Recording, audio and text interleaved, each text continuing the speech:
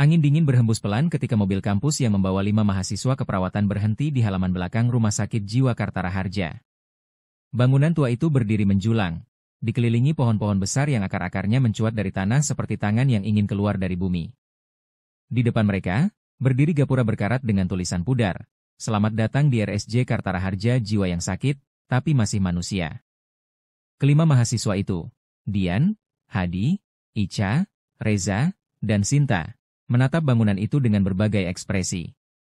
Ada yang gugup, ada yang penasaran, tapi tak satu pun dari mereka yang menduga bahwa ini akan menjadi PKL terakhir dalam hidup mereka secara harfiah. "Kayaknya ini bukan bangsal biasa deh," gumam Reza sambil menatap gedung samping yang lebih kecil, gelap, dan sunyi. Mereka dibawa oleh seorang pegawai RS, Pak Darto, yang wajahnya tampak lebih tua dari usianya. Pria itu tak banyak bicara, hanya memberi mereka kunci ruang istirahat dan menunjuk satu bangunan khusus di sudut kompleks. "Mulai besok kalian akan bantu di bagian kamar jenazah. Biasanya cuma butuh 2 orang, tapi karena kalian berlima, saya minta gantian jaga malam juga. Anggap ini bagian dari pengalaman." Senyap. Tidak ada yang menjawab. Kamar jenazah? Bukan bangsal psikiatri seperti harapan mereka? Ica mulai terlihat pucat. Sinta memegang tangan Dian erat-erat. Mereka berpikir ini hanya uji mental. Tapi tidak. Ini nyata. Mereka ditempatkan di ruangan di mana pasien-pasien yang tak kembali sehat berakhir dalam sunyi. Malam pertama berlalu dengan rasa was-was. Lorong-lorong RSJ dipenuhi suara-suara samar, bisikan yang seolah berasal dari balik dinding. Kadang, terdengar suara kursi roda bergeser, padahal ruang itu kosong. Kadang, pintu berderit sendiri, meski tak ada angin. Dan ketika Dian membuka pintu kamar jenazah keesokan paginya, dia mencium bau yang tidak hanya anyir dan basi, tapi seperti ketakutan yang membusuk. Di ujung ruangan, satu kantung jenazah diletakkan di meja baja. Tanpa label. Tanpa identitas. Tanpa suara. Tapi entah kenapa, Dian merasa ada mata yang menatap dari dalamnya. Jam masih menunjukkan pukul 6.15 pagi. Kabut tipis menyelimuti halaman belakang RSJ Kartara Harja. Udara lembab menyusup masuk lewat celah-celah jendela ruang jenazah, membuat udara di dalam semakin pengap dan dingin. Dian dan Reza mendapat giliran pagi itu. Langkah mereka terasa berat saat masuk ruangan yang kini mulai terasa asing, meski baru kemarin mereka melihatnya untuk pertama kali. Bau formalin, darah kering, dan sesuatu yang tak bisa dijelaskan, seperti bau tanah basah yang sudah lama terkubur, menghantui indera penciuman mereka. Di meja baja tengah ruangan, satu kantong jenazah masih tergeletak. Kantong itu tampak baru, tapi kotoran tanah menempel di bagian bawahnya. Labelnya hanya bertuliskan angka, 27. Tak ada nama. Tak ada tanggal lahir. Hanya nomor. Pasien ini meninggal tadi malam. Ditemukan di lorong bangsal isolasi, sendirian, dalam posisi berdiri menghadap dinding. Tanpa luka fisik, tapi lihat nanti sendiri, kata Pak Darto, sambil meletakkan sarung tangan di meja. Dian menelan ludah. Reza hanya mengangguk pelan. Dengan gemetar, mereka membuka resleting kantong itu pelan-pelan. Dan begitu aja jenazah terbuka, mereka berdua mundur satu langkah. Matanya terbuka lebar. Seperti seseorang yang meninggal saat sedang melihat sesuatu yang sangat menakutkan. Bibirnya sobek sedikit ke atas, seperti setengah tertawa, setengah berteriak. Kulit wajahnya pucat, tapi ada bekas seperti goresan-goresan jari di lehernya. Aneh, tak masuk akal. Reza menoleh ke Pak Darto, tapi pria itu hanya berdiri diam di sudut ruangan, menunduk. Tangannya gemetar. Matanya kosong. Pasien ini seharusnya sudah meninggal seminggu yang lalu, gumamnya pelan. Dian dan Reza saling pandang. Apa maksudnya? Dokumen kematiannya sudah ditandatangani. Sudah dikubur. Tapi tadi malam dia muncul lagi. Di lorong isolasi. Masih mengenakan pakaian yang sama waktu dia masuk ke ruang jenazah ini. Bahkan, masih ada label kakinya. Reza menoleh ke ujung kaki mayat itu. Dan benar, label lama itu masih menggantung di jempol kaki kirinya, bertuliskan tanggal yang tidak sesuai dengan laporan kematian semalam. Tanggal, 6 hari lalu. Waktu, pukul 3.17 waktu Indonesia Barat. Nama, tidak ada. Nomor pasien, 27. Ruangan jadi sangat sunyi. Sampai terdengar suara dari dalam kantong jenazah itu. SSS hahaha. Dian langsung mundur. Reza menjatuhkan pinset yang dipegangnya. Tapi saat mereka kembali menatap mayat itu, matanya tertutup. Padahal tadi, mereka yakin terbuka. Pagi itu, suasana ruang istirahat kamar jenazah terasa berbeda. Sunyi. Hening yang aneh, seperti udara menahan napas. Ica dan Sinta mendapat giliran siang. Mereka berdua masih belum sepenuhnya percaya cerita Dian dan Reza tentang jenazah 27 yang hidup kembali. Tapi bayangan wajah pucat dengan mata melotot terus membayangi pikiran mereka. Saat itu, tidak ada yang tahu bahwa satu kesalahan kecil akan membuka pintu ke rangkaian teror berikutnya. Saat istirahat, Sinta iseng membuka ponsel dan menunjukkan foto-foto di dalam galeri kepada Ica. Lo lihat deh. Ini foto jenazah kemarin. Gue ambil diam-diam. Serem tapi estetik banget, sumpah. Ica langsung refleks merebut ponselnya. Lo gila? Itu kan mayat pasien RSJ. Kita udah dibilangin jangan motret, apalagi nyebar. Sinta hanya tertawa kecil. Santai aja. Buat koleksi pribadi. Biar ada cerita pas nanti kita lulus. Yang mereka tidak tahu, saat foto itu diambil, mata jenazah di foto itu tidak tertutup. Padahal mereka yakin sudah menutupnya semalam. Dan lebih anehnya lagi, dalam foto berikutnya, yang diambil beberapa detik kemudian, posisi tangan mayat itu berubah. Dari lurus ke bawah menjadi sedikit tertekuk, seperti sedang meraih sesuatu. Sinta menganggap itu efek kamera. Atau mungkin gemetar saat mengambil. Dia menghapus fotonya. Tapi sesaat setelah itu, ponselnya hang, lalu mati total. Tak lama kemudian, suara alarm di ruang jenazah berbunyi sendiri. Padahal tak ada prosedur darurat. Reza dan Hadi yang berjaga malam datang tergopoh-gopoh ke ruang penyimpanan. Kantong jenazah 27 terbuka. Resletingnya terlepas setengah.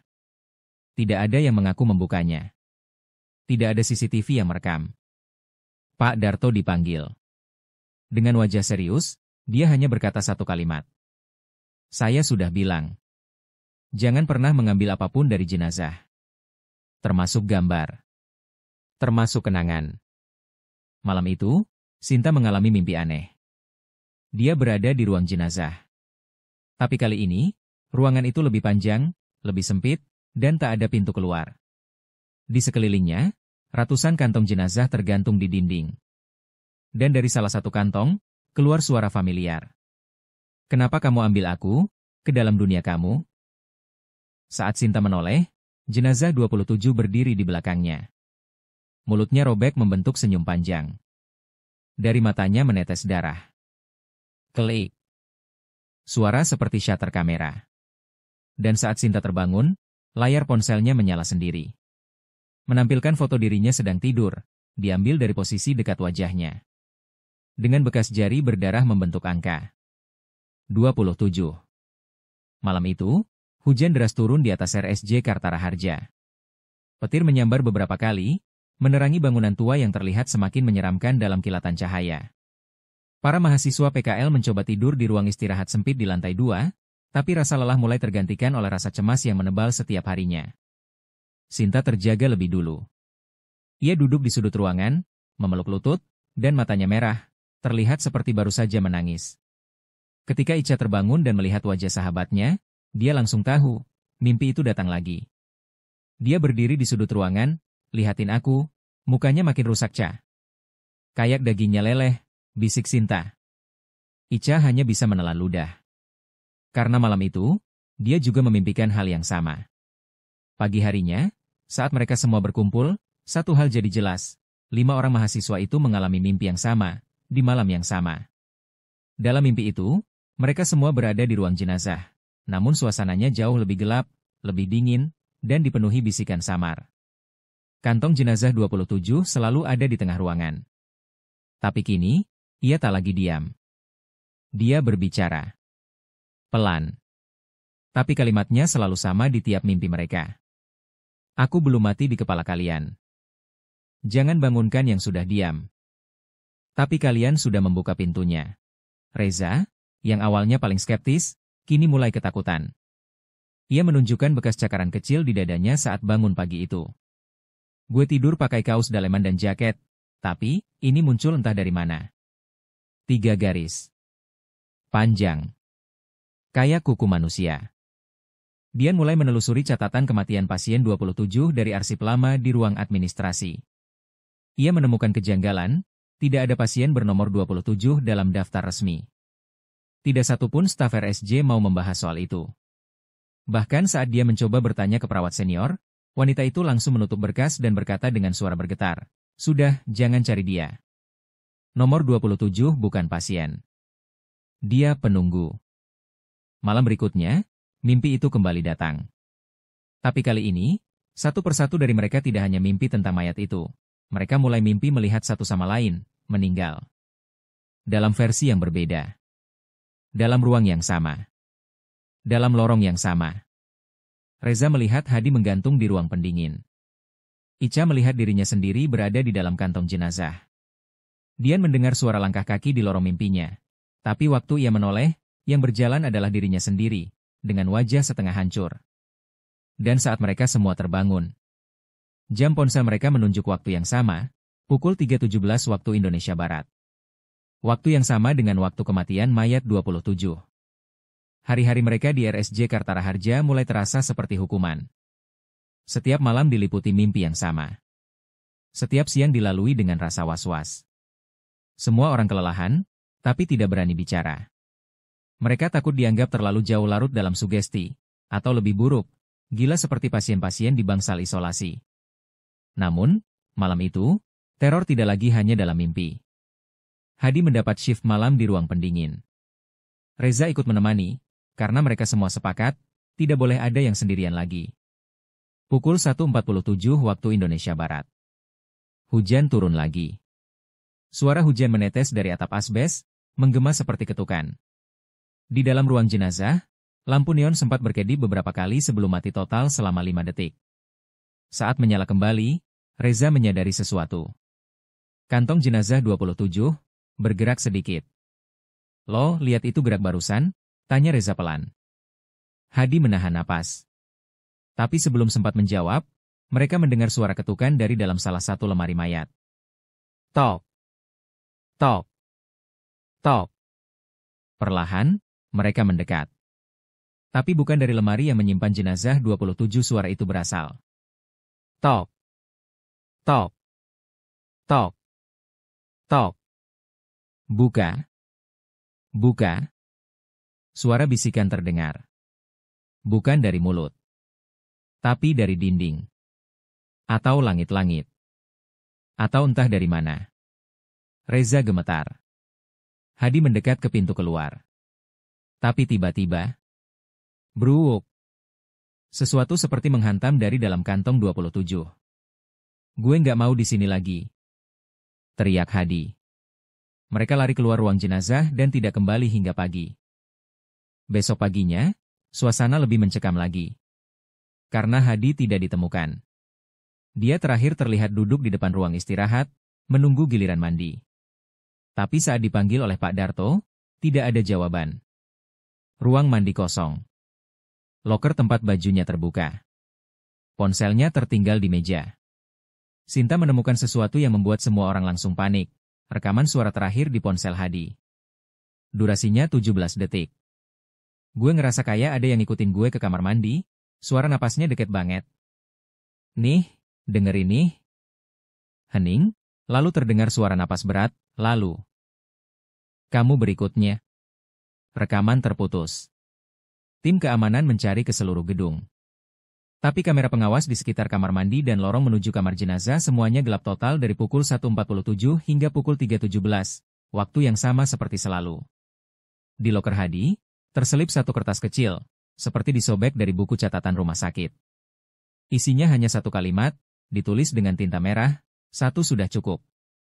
Tapi siapa berikutnya? Sejak Hadi menghilang, suasana di RSJ Kartara Harja berubah drastis. Para mahasiswa PKL tidak lagi punya nyali untuk sekadar berjalan sendirian ke kamar mandi. Bahkan para staf rumah sakit mulai menghindari lantai bawah tempat ruang jenazah berada. Namun rasa takut berubah menjadi obsesi bagi Dian. Dia tidak bisa menerima semua ini tanpa jawaban. Ia yakin, semuanya berawal dari pasien nomor 27. Tapi siapa dia? Dengan bantuan seorang perawat senior yang sudah hendak pensiun, Bu Retno, Dian akhirnya berhasil masuk ke dalam arsip lama RSJ yang tidak lagi digunakan. Rak-raknya penuh debu, map tua, dan kertas yang mulai menguning. Beberapa dokumen bahkan sudah sobek dimakan waktu. Jangan terlalu lama di sini, bisik Bu Retno, kalau kamu sudah baca catatannya, bakar. Jangan biarkan dia tahu kamu ingat. Dian mengabaikan kata-kata itu. Semakin ia membaca, semakin kakinya dingin dan tengkuknya merinding. Pasien nomor 27 ternyata bukan pasien biasa. Dia adalah laki-laki yang masuk RSJ 27 tahun lalu, dalam keadaan diam total. Tak ada yang tahu siapa namanya, dari mana asalnya, atau kenapa dia ada di gerbang RSJ, berdiri telanjang dan basah kuyup, dengan luka sayatan di sekujur tubuh. Dia tidak berbicara. Tidak makan. Tidak minum. Tapi tetap hidup. Setiap malam, pasien lain mengeluh tidak bisa tidur jika ia berada satu ruangan. Ada yang mengatakan dia berdiri di sisi ranjang dan menatap mereka. Ada yang bilang dia berbisik, meski mulutnya tak bergerak. Sampai akhirnya, satu malam, 6 pasien dan 2 perawat meninggal. Tubuh mereka ditemukan tanpa luka fisik tapi dengan wajah yang membiru ketakutan. Bola mata mereka menatap kosong, seolah melihat sesuatu yang tak bisa dijelaskan. Setelah kejadian itu, pria tanpa nama tersebut dimasukkan ke ruang isolasi paling bawah, lalu dinyatakan hilang dari sistem. Namanya dihapus. Nomornya disegel. Tapi para perawat memberi dia nama panggilan, si 27. Dan sejak itu, tidak ada yang menyebutnya lagi. Ruang isolasinya dikunci permanen. Dindingnya dicat ulang. Data tentangnya dibakar. Tapi menurut catatan terakhir yang sempat disalin tangan Bu Retno, tubuhnya tidak membusuk. Ia tidak mati. Tapi tidak juga hidup. Ia hanya menunggu. Dian mengangkat kepala dari dokumen dengan tangan gemetar. Tapi sebelum ia sempat meninggalkan ruangan arsip, ia melihat satu berkas yang terjatuh sendiri dari rak tinggi. Map lusuh, tanpa nama. Isinya satu halaman. Satu foto. Wajah pasien 27. Datar, tanpa ekspresi. Tatapannya langsung menembus kamera. Di balik foto itu, satu tulisan tangan kecil. Aku belum pergi. Kalian yang datang. Dan saat Dian keluar dari ruang arsip, pintu otomatis terkunci sendiri. Lampu padam. Udara menjadi dingin. Dan suara napas berat mulai terdengar dari sudut tergelap ruangan. Setelah insiden di ruang arsip, Dian tidak lagi sama. Dia keluar dari sana dengan wajah pucat dan mata kosong. Ia tak berbicara selama 2 hari penuh, hanya duduk menatap kosong ke arah lorong menuju kamar jenazah. Sementara itu, para mahasiswa lainnya kini hidup dalam paranoia. Setiap malam terdengar langkah kaki dari lorong padahal tidak ada orang. Bau amis darah menguar entah dari mana.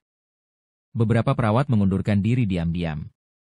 Ica, Reza, dan Sinta merasa mereka harus melakukan sesuatu sebelum semua ini menghancurkan mereka satu persatu. Kalau ini memang arwah, kita harus tahu apa yang dia mau. Siapa dia? Dan kenapa dia marah? Mereka memutuskan melakukan hal terlarang, memanggil arwah pasien nomor 27. Mereka melakukannya diam-diam, di ruang ganti belakang, dengan hanya sebuah lilin, piring putih, dan benang merah. Ritual sederhana yang mereka pelajari dari internet. Tapi sebelum memulai, Sinta mengeluarkan potongan kertas yang ditemukan tersembunyi dalam buku catatan harian milik Bu Retno. Isinya, pantangan dalam pemanggilan arwah di RSJ Kartara Harja. Jangan menyebut nomor 27 keras-keras. Jangan meminta dia menjawab, cukup dengarkan.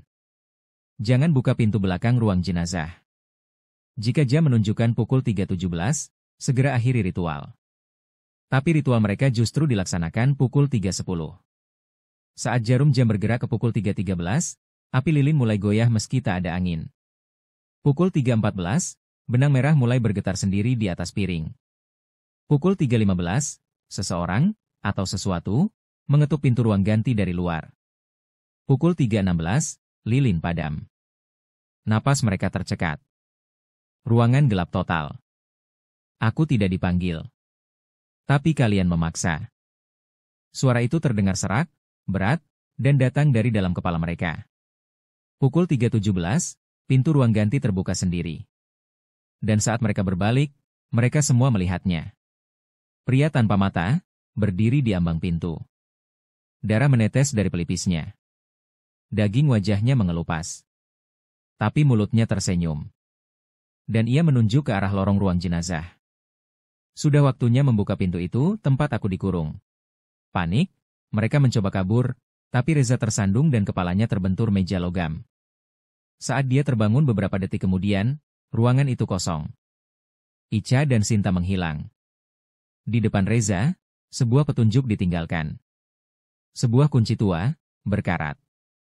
Dengan label tertulis, ruang isolasi bawah tanah, pintu belakang. Dan kini, ia harus memilih. Lari dari tempat ini, atau membuka pintu yang tidak pernah boleh dibuka, dan mencari mereka yang telah dipanggil oleh arwah nomor 27. Reza berdiri di depan pintu besi tua yang terletak di ujung lorong ruang jenazah, tempat yang bahkan petugas RSJ enggan menyapu. Udara di sekitarnya terasa berat, seperti dipenuhi ribuan bisikan yang saling tumpang tindih. Tangannya gemetar saat memegang kunci berkarat itu. Icha. Sinta, tunggu aku. Ia masukkan kunci itu ke lubang, dan tanpa ia putar, pintu itu terbuka sendiri. Hembusan udara dingin menyapu wajahnya, dan lorong panjang dan gelap terbentang di hadapannya. Langkah demi langkah, Reza turun ke ruang bawah tanah yang sudah ditutup selama puluhan tahun. Tembok-temboknya dipenuhi coretan, angka-angka, simbol asing, dan kalimat seperti ditulis dengan darah kering. Aku masih di sini. Mereka mencoba menghapusku. Tubuh bisa mati. Jiwa bisa menguasai. Lampunya mati total, tapi lorong itu tetap terlihat. Seperti disinari cahaya yang berasal dari dalam dindingnya sendiri. Di ujung lorong, ada ruangan besar dengan kaca observasi pecah. Dan di tengah ruangan itu, terdapat ranjang besi, dengan tali pengikat yang terbuka, berkarat dan bekas tubuh manusia yang seperti meleleh. Tepat di atas ranjang itu, foto-foto para mahasiswa PKL. Reza, Icha, Sinta, Dian dan Hadi. Dan satu catatan lusuh. Mereka datang sendiri. Tidak perlu dicari. Tiba-tiba, terdengar jeritan dari balik pintu sebelah kanan. Suara Icha. Reza berlari ke arah sumber suara, dan menemukan sebuah ruang berisi tabung besar penuh cairan kekuningan. Di dalamnya, tubuh Sinta menggantung. Matanya terbuka. Ia masih hidup. Tapi tidak bisa berbicara. Di sudut ruangan lain, Icha duduk membelakangi dinding, memeluk lutut, matanya kosong, dan mulutnya berbisik terus-menerus. Bukan manusia, bukan manusia, bukan manusia. Saat Reza mencoba menarik Icha, lampu darurat menyala tiba-tiba. Dan di pantulan kaca tabung, ia melihat bayangan. Pasien nomor 27. Berdiri di belakangnya. Tatapannya kosong. Tapi tubuhnya kini, terlihat seperti kombinasi dari beberapa organ manusia. Seolah disusun ulang. Seolah ia bukan satu orang, tapi hasil dari percobaan. Aku bukan hantu, suara itu berbicara langsung di kepala Reza. Aku warisan. Aku kutukan. Aku eksperimen yang tidak selesai. Dan kalian adalah kelanjutannya. Pintu ruang bawah tanah mulai tertutup sendiri. Reza berlari sambil menarik Icha yang kini seperti boneka. Ia tidak bisa menyelamatkan Sinta. Dan ketika ia berhasil keluar dari lorong itu, pintu besi tertutup, dan kunci di tangannya meleleh jadi hitam. Tepat saat itu, alarm rumah sakit berbunyi. Ada pasien baru datang. Tanpa identitas. Diam. Tidak berbicara. Dan luka-luka bekas sayatan di tubuhnya. Mirip sekali dengan pasien nomor 27. Beberapa minggu berlalu sejak peristiwa di ruang bawah tanah. Reza duduk sendiri di bangku taman kecil belakang RSJ. Matanya kosong menatap kolam yang airnya keruh. Di tangannya buku harian yang sobek-sobek, berisi catatan Bu Retno, nama-nama mahasiswa yang hilang, dan sketsa-sketsa aneh tentang tubuh manusia yang dipotong lalu dirangkai kembali. Icha? Menghilang. Tak ditemukan jejaknya. Sinta? Dinyatakan tidak pernah terdaftar sebagai peserta PKL. Dian dan Hadi, file mereka tidak pernah ada. Semua bukti menghilang. Reza mencoba melapor ke polisi. Tapi ketika penyelidikan dilakukan, ruang bawah tanah itu tertutup tembok semen, seolah tidak pernah ada. Rekaman CCTV? Kosong. Para petugas rumah sakit menolak bicara. Dan yang lebih menakutkan, tidak ada yang percaya padanya. Kamu hanya trauma. Semua ini tidak nyata, Reza, kata psikolog yang memeriksanya. Tapi Reza tahu apa yang ia lihat. Ia tahu apa yang dialaminya. Ia tahu siapa pasien nomor 27. Dan yang paling ia takutkan sekarang adalah, ia mulai mendengar suara itu lagi. Reza, waktumu belum habis. Kau yang terpilih. Kau penerusku. 2 bulan kemudian, nama Reza resmi masuk dalam daftar pasien RSJ Kartara Harja. Diagnosa, psikosis berat disertai delusi dan trauma kompleks. Status, tidak memiliki keluarga yang dapat dihubungi. Ia menempati kamar nomor 27. Suatu malam, seorang perawat jaga mendengar suara ketukan dari dalam kamar Reza. Saat pintu dibuka, kamar itu kosong. Di dinding hanya ada satu kalimat, ditulis dengan darah, "Aku bukan gila. Aku korban." Dan di bawahnya, tercoret, "Kau selanjutnya." Lampu lorong mati sejenak. Dan ketika menyala kembali, pintu kamar 27 terbuka sendiri.